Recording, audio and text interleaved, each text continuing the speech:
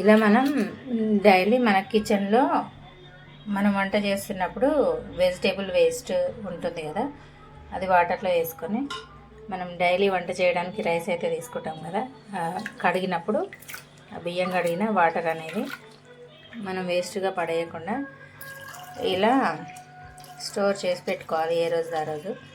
ఇలా కంపోస్ట్ని లిక్విడ్ రూపంలో ఇచ్చినట్టయితే మొక్కలకు త్వరగా అందుతుంది.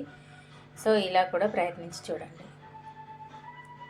ఈ వాటర్ అంతా డైల్యూట్ అయిపోయింది.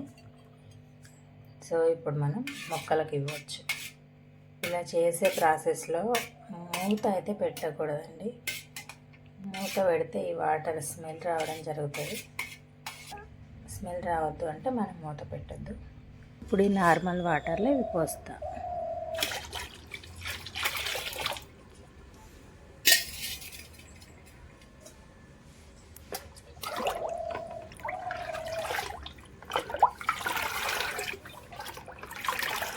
ఇప్పుడు ఈ వాటర్ని మనం పూల మొక్కలకు, పండ్ల మొక్కలకు ఇవ్వచ్చు.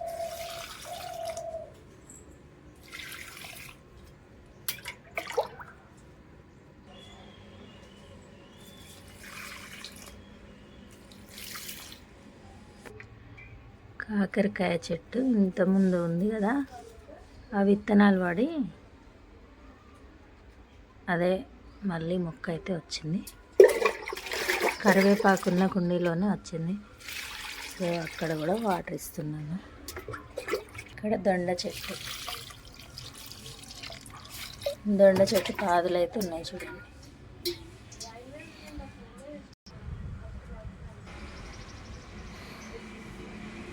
ఇలా పూల మొక్కలకు కూడా ఇవ్వచ్చు.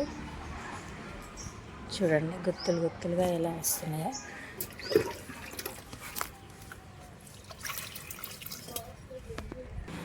ఇక్కడ డ్రాగన్ కూడా ఉందండి. డ్రాగన్ మొక్క కూడా ఉంది. చక్కగా పిలకలు అయితే వస్తున్నాయి. ఇలా ఇక్కడ కూడా ఇస్తాను.